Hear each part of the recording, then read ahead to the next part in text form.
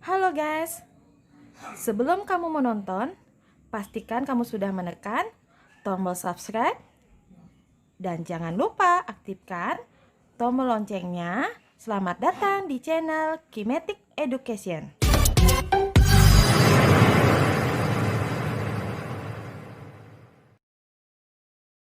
Halo adik-adik semua. Hari ini Kak Eka akan menjelaskan terkait dengan perubahan SNPTN tahun 2021. So, tonton videonya sampai selesai ya.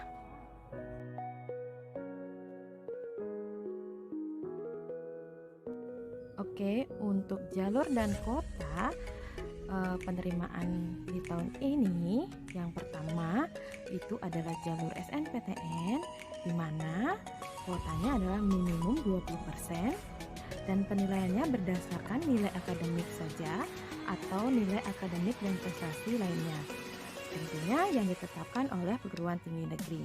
Kemudian untuk biaya ditanggung oleh pemerintah. Yang kedua adalah jalur SBMPTN dengan kuota minimum 40% dan penilaiannya berdasarkan hasil UTBK saja atau bisa menggunakan hasil UTBK dan kriteria lainnya. Tentunya ini sudah ditetapkan bersama oleh perguruan tinggi negeri. Pelaksanaan tes menggunakan komputer dan biaya ditanggung oleh peserta dan subsidi pemerintah. Kemudian untuk seleksi yang terakhir adalah seleksi mandiri, di mana kuotanya maksimum 30%. Dan di sini hasilnya juga dapat menggunakan hasil UTBK. Baik, terkait dengan deskripsi SNPTN tahun 2001, yang pertama adalah berkaitan dengan syarat sekolah, di mana sekolah yang bisa ikut adalah SMA atau SMK atau MA yang mempunyai NPSN. Kemudian untuk kuota SNPTN masing-masing sekolah itu sangat berkaitan dengan akreditasi, di mana sekolah yang memiliki akreditasi A maka 40% terbaik di sekolahnya, kemudian akreditasi B 25%, sedangkan sekolah yang memiliki akreditasi C 5%. Selanjutnya dari kuota tersebut sekolah mengisikan atau menginputkan siswa-siswa yang termasuk dalam kuota ke pangkalan data sekolah dan siswa atau kita kenal dengan PDSS. Data siswa yang diisikan atau diinputkan, ingat yang termasuk dalam akreditasi tersebut ya. Selanjutnya untuk persyaratan peserta yang bisa ikut SNPTN adalah tentunya siswa kelas 12 atau siswa kelas terakhir, baik itu SMA, MA ataupun SMK yang kelas 12-nya pada tahun 2021 dan tentu memiliki prestasi unggul. Persyaratan yang pertama, siswa harus memiliki prestasi akademik dan memenuhi persyaratan yang ditentukan oleh masing-masing perguruan tinggi negeri. Yang kedua, memiliki NISN dan terdaftar di PDSS. Dan ketiga, memiliki nilai rapot semester 1 sampai semester 5 tentunya telah diisikan di PDSS. Dan yang terakhir, khusus untuk peserta yang memilih program studi bidang seni atau olahraga wajib mengunggah atau mengupload portofolio. Oke, untuk yang terakhir ini sangat penting sekali, itu berkaitan dengan pilihan program studi SNPTN tahun 2021. Jadi untuk SNPTN tahun ini setiap siswa dapat memilih 2 program studi dari 1 PTN atau 2 PTN. Jadi di sini adik-adik bisa mengisikan 1 pilihan saja atau 2 pilihan saja. Misalkan Kak Eka ingin mencari Universitas Udayana. Jadi pilihan pertama Kak Eka pendidikan dokter, pilihan keduanya adalah ilmu keperawatan. Bisa mengisikan 2 program studi. Atau kalau adik-adik hanya berkeinginan mencari dokter dan itu hanya di UNUD, jadi bisa mengisikan 1 saja, yaitu isikan pilihan pertama saja, yaitu pendidikan dokter. Dan yang kedua, jika adik-adik memilih 2 program studi, salah satunya harus berada di PTN pada provinsi yang sama dengan SMA atau MA atau SMK asal adik-adik. Jadi misalkan seperti ini, Kak Eka ingin mencari kedokteran. dan ingin mengisi kedua pilihan dalam SNPTN ini. Jadi kalau PTN-nya berbeda, adik-adik harus mengisikan salah satu PTN yang seprovinsi dengan sekolah adik-adik. Misalkan Kak Eka berasal dari Bali, sekolahnya di Bali, tentunya Kak Eka mengisi pilihan pertamanya misalkan pendidikan dokter Brawijaya, dan pilihan keduanya bisa pendidikan dokter Udayana atau pendidikan dokter Undiksa. Oke, yang ketiga disarankan tidak lintas minat atau lintas jurusan. Nah, tetapi bagi adik-adik yang ingin lintas jurusan, perhatikan kebijakan atau ketentuan dari perguruan tinggi negerinya ya, karena setiap PTN memiliki kebijakan yang berbeda. Nah, bagaimana tahap pendaftaran untuk SNPTN tahun 2021 ini? Tahap pertama adalah pengumuman kuota oleh LTMPT. Nah, pengumuman kuota ini sangat berkaitan dengan akreditasi sekolah ya. Nah, dalam artian jumlah kuota yang diberikan berdasarkan akreditasi sekolah dan jumlah siswa, baik itu kelas paralel yang diambil dari data Dabodik, Pusdaktin, Kemendikbud, atau untuk yang sekolah Muhammadiyah atau MA akan diambil dari Emis Pendis Kemenag. Nah, kuotanya ini akan diumumkan pada tanggal 28 Desember 2020 dan langsung diumumkan di halaman LTMPT. Selanjutnya akan dilakukan registrasi akun LTMPT. Untuk yang registrasi akun LPT itu diwajibkan sekolah yang belum memiliki akun LTMPT. Sedangkan bagi sekolah yang sudah punya bisa menggunakan akun LTMPT tahun sebelumnya. Kemudian bagi sekolah yang lupa akan akun LTMPT-nya bisa ditanyakan nanti ya kepada pihak LTMPT, nanti akan diberikan fasilitas atau alat bantunya. Nah, sekolah-sekolah yang belum memiliki akun LTMPT bisa registrasi di link portal ltmpt.ac.id. Ingat ya, yang membuat akun LTMPT adalah sekolah yang belum memiliki akun LTMPT.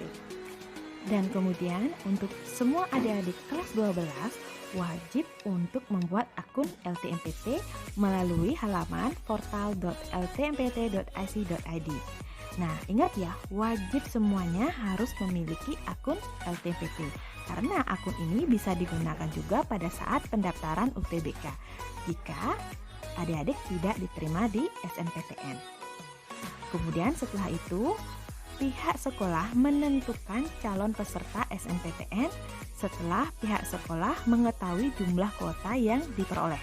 Jadi, intinya pihak sekolah yang akan memilih calon peserta SNPTN berdasarkan jumlah kuota yang diumumkan oleh LTMPT. Sebagai contoh, misalkan jumlah siswa kelas paralelnya totalnya adalah 100 orang dan jumlah kuota yang sudah diumumkan oleh LTMPT adalah 40 orang. Maka pihak sekolah sendiri yang menentukan siapa saja yang dicalonkan. Nah, biasanya pihak sekolah akan mengambil siswa-siswa dari peringkat 1 sampai 40 secara ranking paralel. Nah, bagaimana kalau ranking 1, 2, 3, 4-nya mau kuliah ke luar negeri, Kak? Apakah kuotanya menjadi 36 atau tetap 40 orang? Jadi, masih tetap ya adik-adik ya, kuotanya 40 orang. Jadi, Sobat Kinetik harus memastikan pilihannya apakah mau kuliah ke luar negeri atau mengikuti SNPTN agar kuotanya ini benar-benar bisa dimanfaatkan oleh orang-orang yang memerlukan. Intinya pastikan visimu ya. Selanjutnya, siswa-siswa yang termasuk dalam kuota tersebut diinputkan datanya ke PDSS. Nah, jika sudah terinput semua datanya di PDSS, maka adik-adik bisa melakukan pendaftaran SNPTN dan otomatis bisa mengisi pilihan PTN-nya dan program studi yang adik-adik inginkan. Ketentuannya ingat ya, untuk program studinya, jadi yang diisikan benar-benar sesuai dengan keinginan adik-adik. Karena apa? Untuk siswa yang lolos SNPTN tidak bisa ikut UTBK. Karena tidak bisa ikut UTBK, maka adik-adik tidak akan punya nilai UTBK, so pasti tidak bisa mengikuti SBMPTN. Dan hati-hati juga, untuk jalur mandiri ada yang mempersyaratkan menggunakan nilai UTBK. Jadi, pastikan ya pilihan adik-adik. Kemudian untuk kalian yang memilih prodi di bidang seni dan olahraga, wajib untuk mengupload atau mengunggah portofolio ya. Nah, setelah itu baru diseleksi. Untuk seleksi jalur SNMPTN itu berdasarkan kriteria yang ditetapkan oleh masing-masing perguruan tinggi negeri. Setelah itu baru diumumkan bagi siswa yang lulus SNMPTN di alaman LTMPT. Kemudian bagi kalian yang lulus SNMPTN wajib melakukan daftar ulang sesuai dengan perguruan tinggi negeri tempat calon mahasiswa yang diterima. Oke, demikianlah adik-adik untuk tahapan pendaftaran SNMPTN tahun 2021. Oke, selanjutnya bagaimana sih ketentuan pemeringkatan yang dilakukan oleh sekolah? Nah, adik-adik, untuk pemeringkatan siswa dilakukan oleh sekolah yang pada dasarnya memperhitungkan nilai mata pelajaran sebagai berikut. Untuk adik-adik yang jurusan IPA, maka mata pelajaran yang dipakai adalah matematika, bahasa Indonesia, bahasa Inggris, kimia, biologi, dan fisika. Kemudian untuk yang jurusan IPS, mata pelajarannya yang dipakai adalah matematika, bahasa Indonesia, bahasa Inggris, sosiologi, ekonomi, dan geografi.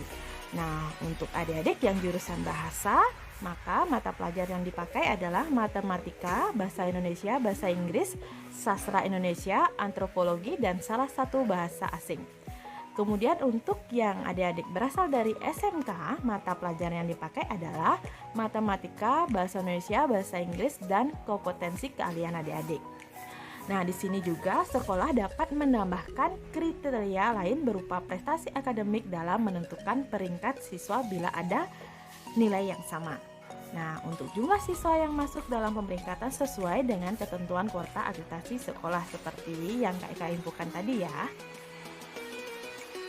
Nah, berikut Kak Eka jelaskan jadwal penting SNMPTN 2021. Peluncuran sistem PMB 2021 akan dilaksanakan pada tanggal 4 Januari 2001. Kemudian, registrasi akun LTMPT akan dilaksanakan pada periode 4 Januari sampai 1 Februari 2021. Kemudian, penetapan siswa yang berhak atau eligible oleh sekolah itu 4 Januari sampai 8 Februari 2021. Selanjutnya, pengisian PDSS itu pada tanggal 11 Januari sampai 8 Februari 2021. Dan pendaftaran SNMPTN itu pada periode 15 sampai 24 Februari 2021. Dan pengumuman hasil SNMPTN itu akan diumumkan pada tanggal 22 Maret 2021. Dan pendaftaran ulang oleh peserta yang lulus SNMPTN, adik-adik bisa langsung lihat di laman PTN tempat adik-adik keterima ya. Nah, demikian dulu jadwal penting dari SNMPTN 2021. Dan pastikan adik-adik jangan sampai terlewatkan tanggalnya ya. Oke, demikian dulu informasi terkait SNMPTN 2021. Semoga bermanfaat buat adik-adik semua ya. Bagi kalian yang mau konsul jurusan bisa langsung chat di komen. Sampai ketemu di video selanjutnya.